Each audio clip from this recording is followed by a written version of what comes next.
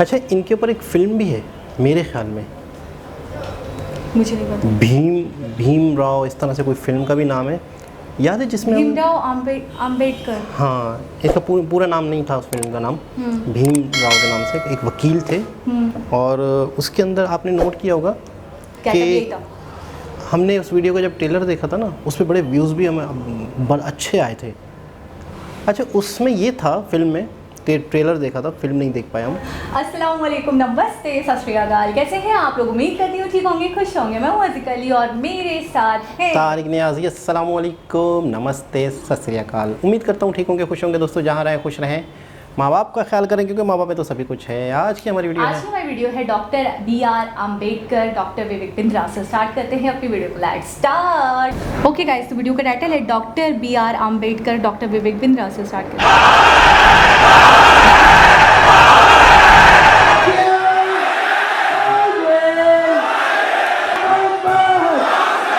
हे आपका फिर से स्वागत है। मैं Vivek Bindra, motivation speaker, leadership consultant और बिजनेस कोच। आज बात करूंगा एक महान व्यक्ति के विषय में। सन 1891 में रत्नागिरी नाम का स्थान, महाराष्ट्र की वो भूमि जहां जन्म हुआ किसका? एक प्रोफाउंड पावरफुल दलित लीडर का, एक ऐसे शक्तिशाली पॉलिटिशियन, वुमेन इमेंसिपेटर, एक इकोनॉमिस्ट, एक प्रोलिफिक राइटर, एक थियोरिस्ट, एक ऐसे महान व्यक्ति जो कि बुद्धिज्म का रिवाइवलिस्ट भी था, ह्यूमन राइट प्रोफाउंडर और eminent scholar, razor sharp intelligence. नाम था इनका डॉक्टर भीमराव रामजी अंबेडकर। छोटी उम्र में ही ये रत्नागिरी से सत्तारा नाम के स्थान, महाराष्ट्र के अंदर जो पुणे के नजदीक है, वहां शिफ्ट हो गए। इनकी माता का देहांत हो गया था छोटी उम्र में। बचपन से ही बड़ी दिल को दहला देने वाली, दुखी कर देने वाली, एक बच्चे को आतंकित, पीड़ित कर देने वाली, तंग करने वाली, परेशान करने वाली कठिनाइयों के दौर से ये गुजरे। छोटे थे, पढ़ना चाहते थे, इनके अपने पिता से बहुत रिक्वेस्ट करते थे, लेकिन क्योंकि दलित समाज में, एक महार जात में इनका जन्म हुआ, तो कोई इनको पढ़ने की सुविधा नहीं थी। वहां पे आम बच्चों के साथ इनको पढ़ने नहीं दिया जाता था।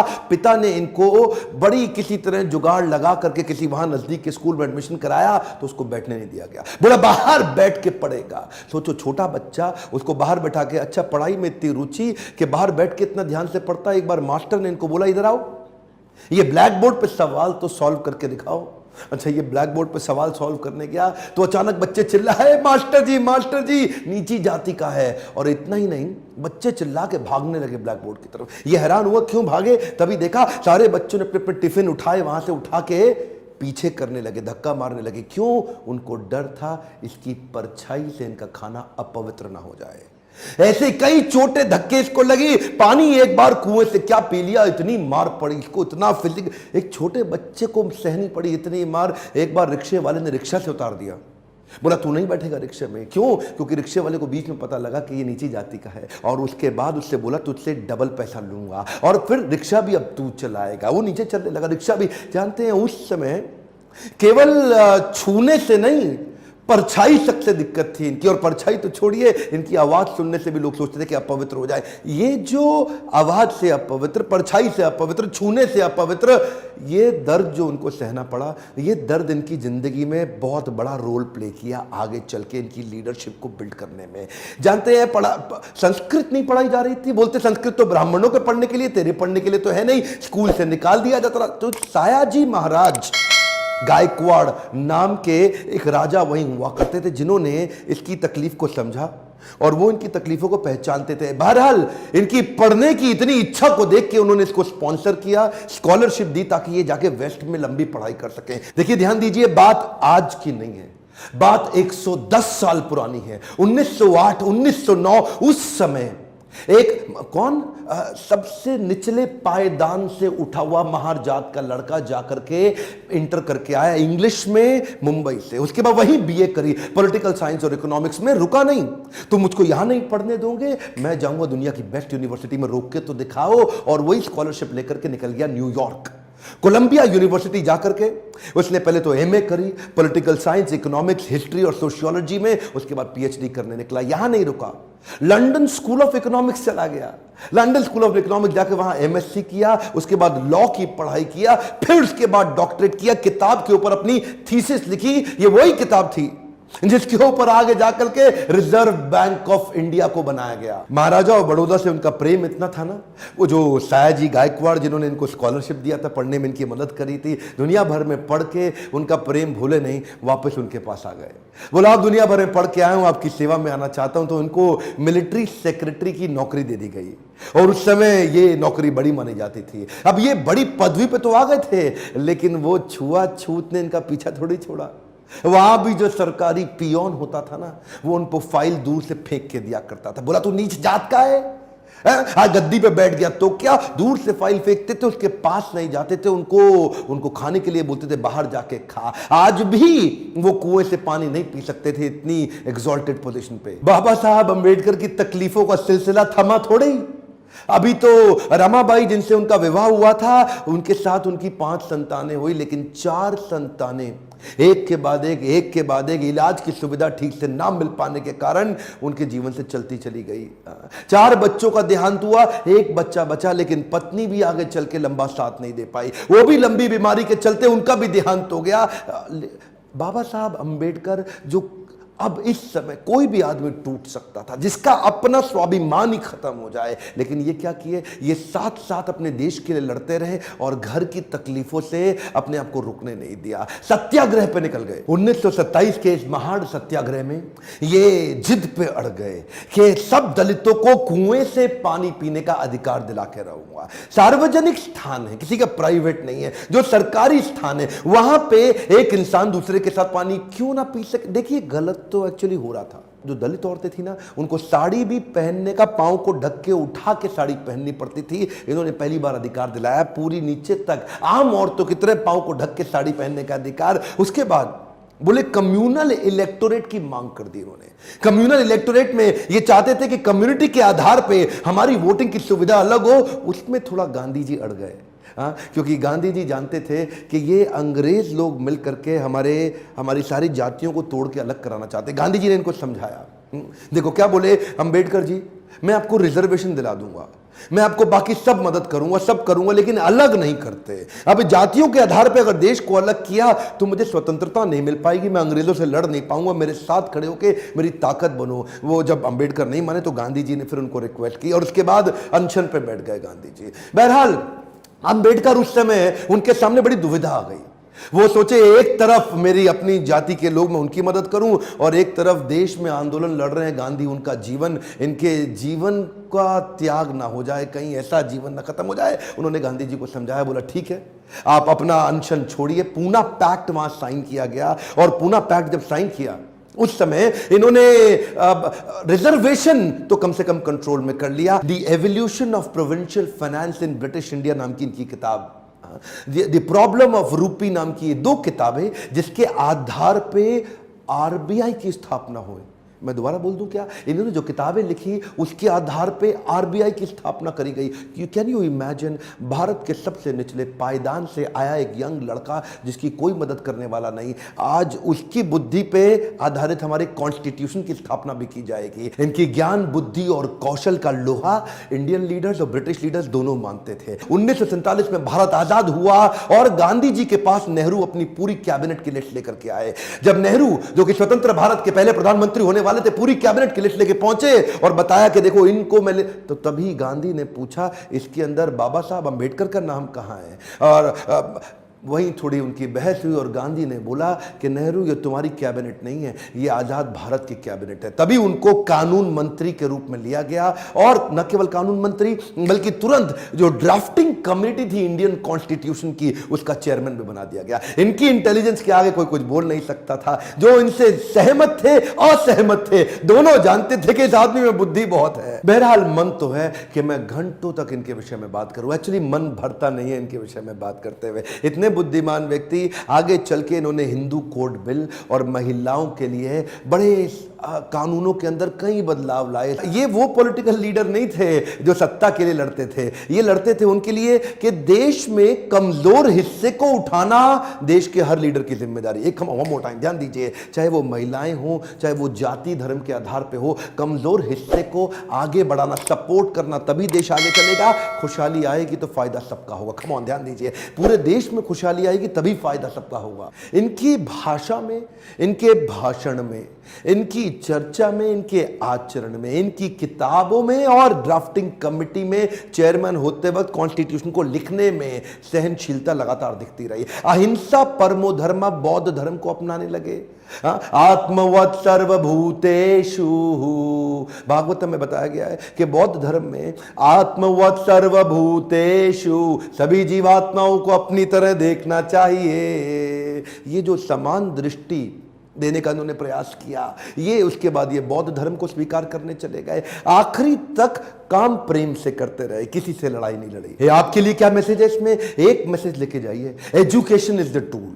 पूरी जिंदगी में सबसे निचले कमजोर तबके को उन्होंने उस एजुकेशन के बल पे तो खड़ा किया। ये लगातार जो पढ़ते रहे लोग इनके सामने चुप, इनकी एजुकेशन के चलते तो हो जाते थे।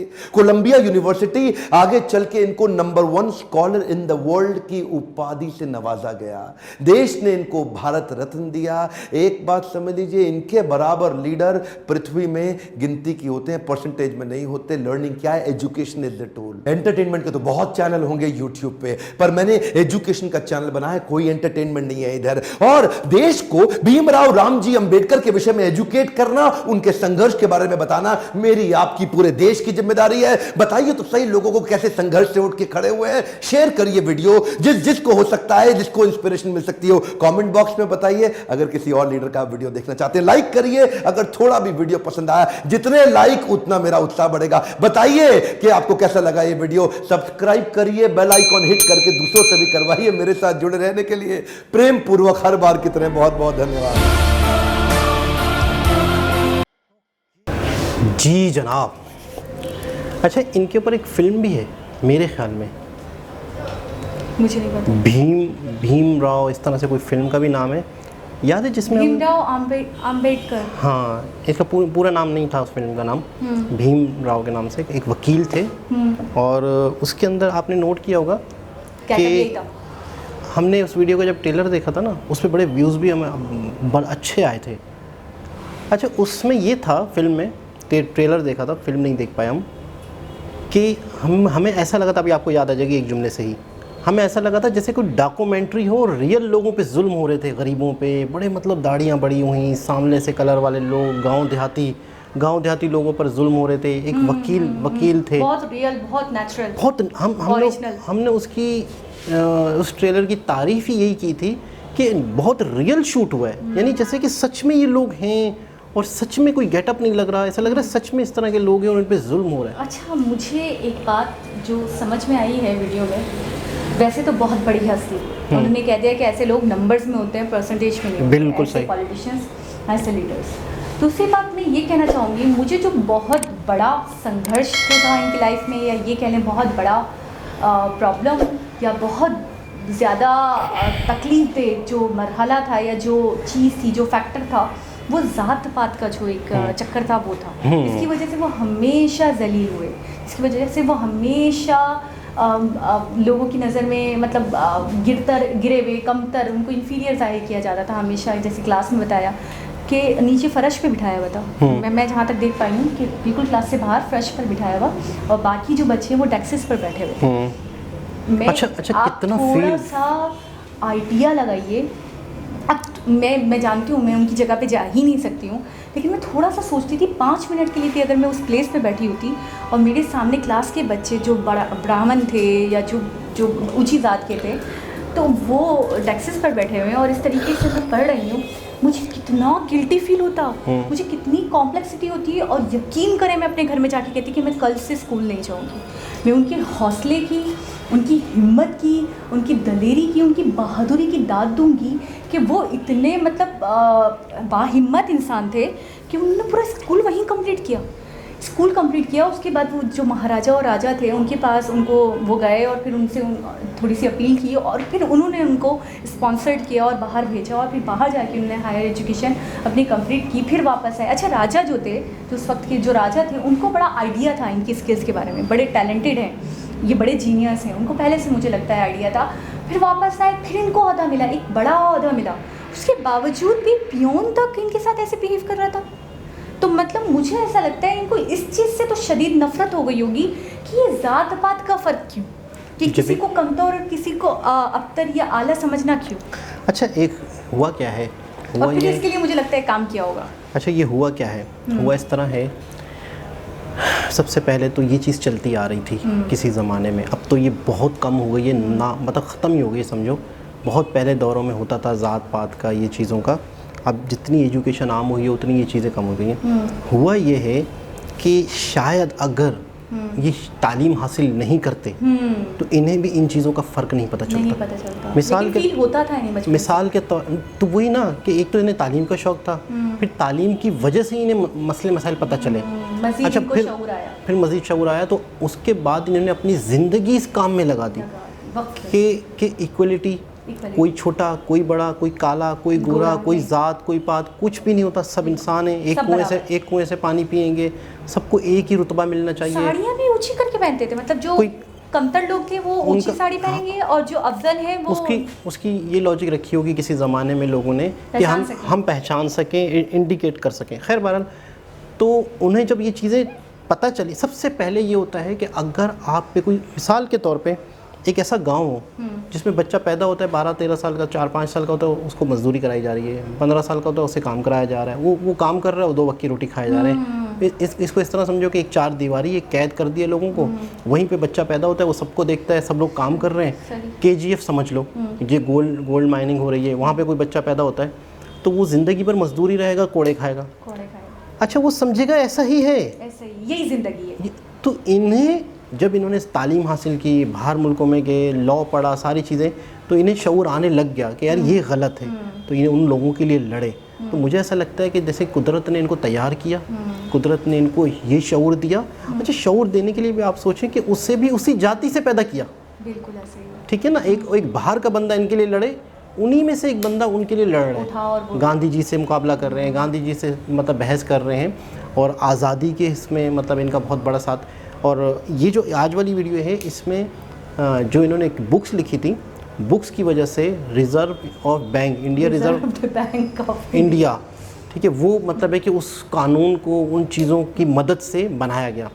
लेकिन उस फिल्म के रिएक्शन के बाद हमें ये पता चला था कि बहुत सारे इंडिया में लॉ जो है ना, वो इनकी मदद से बनाए गए, यानी कि लॉ का तो इनको चीफ बनाया था ना। हाँ ना, गांधी जी ने जो इनको पोस्ट दी थी वो यही दी थी। इस वीडियो में तो हमें ये विवेक बिंद्रा जी ने नहीं बताया ना, उन्होंने तो वो बनाया, लेकिन मतलब चीफ बना दिया लॉ का, ठीक है ना। वो लॉज इन्होंने बनाए विमेंस के लिए, इन्होंने बहुत आवाज़ उठाई, उनके लिए लॉज बनाए, बताया तो। अच्छा, इनके लॉज बनाए या मतलब इन्होंने आवाज़ उठाई, लेकिन इनके लॉज आज तक चल रहे हैं, इनके बनाए हुए लॉज, इन मतलब यूँ समझ लो कि कानून जो है जो आज चल रहा है उसमें काफ़ी हद तक इनका इनपुट है। ये वो शख्स, ये भी कह सकते हैं कि क्रिएट ही इन्होंने किया है, तख्लीक करने वाले ये हैं, वो कानून बनाने वाले ही ये हैं। बिल्कुल ऐसा ही। बात ये कहना चाहूँगी, बाय पर्सनैलिटी बड़े रोबदार लग रहे हैं, देखकर अगर कोई इंसान इनको देखे तो एक बहुत हंसमुख मिजाज होते हैं, थोड़े से जॉली टाइप के पर्सन होते हैं, बिल्कुल बहुत सीरियस, बहुत सोबर इंसान, बहुत मतलब ऐसा लगता है लिमिटेड बोलते होंगे और ऐसा वजनी बोलते होंगे। अच्छा, हमारे यहाँ पे मैंने आप दोबारा वही जिक्र करता हूँ कि यहाँ पर मैं इंडिया में तालीम देखता हूँ कि तालीम से लोगों ने अपनी ज़िंदगियाँ बदली, आने वाली नस्ल की ज़िंदगियाँ बदली। अच्छा, अभी ये चीज़ें अभी हमें वीडियो में बताया जा रहा है, ऐसा हुआ था, वैसा हुआ था, ये है वो है, लेकिन अब तो मैं देखती हूँ ज़ात पात का इतना भेदभाव नहीं है। मैं बता रहा हूँ, बहुत पहले जब जितनी एजुकेशन नहीं होती थी लोगों में, पुराने दौर के लोग थे, तो उनके अंदर ये नीचे से नीचे अब तो ये चीज़, निचले तबके के लोग इतने आगे आ रहे हैं, इतना काम कर रहे हैं। मोदी जी को ले लें आप, कितने मतलब एक तरीके से गरीबी फैमिली से थे, वो चाय वाले थे, और आज देखिए वो PM बने हुए। अगर ज़ात पात का भेदभाव होता है, एक ऐसा कंट्री जहाँ पे ज़ात पात को बहुत ज़्यादा इंपॉर्टेंस दी जाती, तो मुझे नहीं लगता वहाँ पे ऐसे PM बनाया जाता। बिल्कुल ऐसा ही ठीक है ना। अच्छा, मुझे नहीं लगता ये शायद होता होगा 90s वगैरह के दौर में होता होगा, या 90s से पहले जब आज़ादी हुई थी 1947 उस दौर में, उससे पहले होता होगा। लेकिन मुझे लगता है अब बहुत हद तक चीज़ का असर ज़ायल हो चुका है, ख़त्म हो चुका है। और इस वीडियो से हमें ये भी सीखने को मिलता है कि इंसान छोटे घर से हो या बड़े घर से हो, अगर इंसान कुछ करना चाहता है तो वो कर सकता है। अगर एजुकेशन के थ्रू, एजुकेशन भी हासिल उनका करना उनके लिए तो मुश्किल था, तो उसके बावजूद उन्होंने एजुकेशन हासिल की और अपना एक नाम बनाया। कहाँ कहाँ देखो, एक गरीब आदमी, एक गरीब माँ बाप का बच्चा बाहर मुल्क में भी जाके पढ़ा उसने, क्यों? उनका इरादा मजबूत था, उनकी सोच थी, उन्हें कहीं ना कहीं से रास्ते मिले। अच्छा, ये अभी मैं इनकी पर्टिकुलरली इनकी बात नहीं करती हूँ, मैं आपको एक बात बताऊँगी, आप इस बात से मुत्तफिक भी होंगे। जिन जिन लोगों ने कोशिश की है ना तालीम हासिल करने की, उन्होंने तालीम हासिल कर ली है।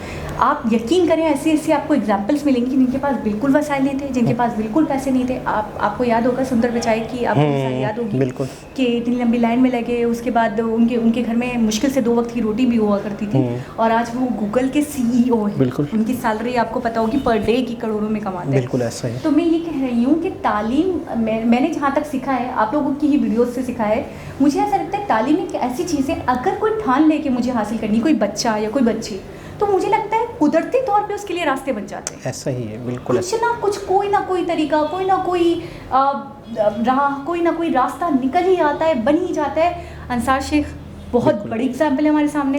बेशुमार ऐसी मिसालें हैं। बेशुमार लोग हैं ऐसे जो इतने गरीब घराने से थे कि मुश्किल से उनके घर में गुजर बसर होता था, मुश्किल से उनके घर में खाने को रोटी भी होती थी, खुराक तक का इंतज़ाम नहीं था उनके घर में, और उनके बच्चे पढ़कर इतने बड़े बड़े CEOs बन गए, इतनी बड़ी बड़ी पोस्ट पे गए, इतने बड़े बड़े ओहदों पर फाइज हुए। तो इसका मतलब ये है कि तालीम अगर कोई बच्चा हासिल करना चाहिए, बच्ची हासिल करना चाहे, कर सकती है। सबसे मेन चीज़ होती है आपका इरादा, आपकी शौक़, आपकी लगन। आपको कोई ज़बरदस्ती नहीं पढ़ा सकता जब तक आप ना चाहें। आप कभी भी ज़िंदगी में कामयाब नहीं हो सकते जब तक आप ना चाहें। एक बहुत ज़बरदस्त, बहुत ही बड़ी इन्फॉर्मेशन। उस पर भी उस वक्त से मेरे जहन में वो कमेंट्स बैठे हुए थे कि कानून इनकी वजह से बने, काफ़ी लॉज इन्होंने बनाए, इंडिया के आज लॉ चल रहे हैं, उसमें इनका बहुत हाथ है। उन पर ये फिल्म बनी है, तो कमेंट उस टाइम पर भी आए थे। तो एक बहुत ज़बरदस्त। दोबारा किसी और के साथ मुलाकात होगी, जब तक के लिए अल्लाह।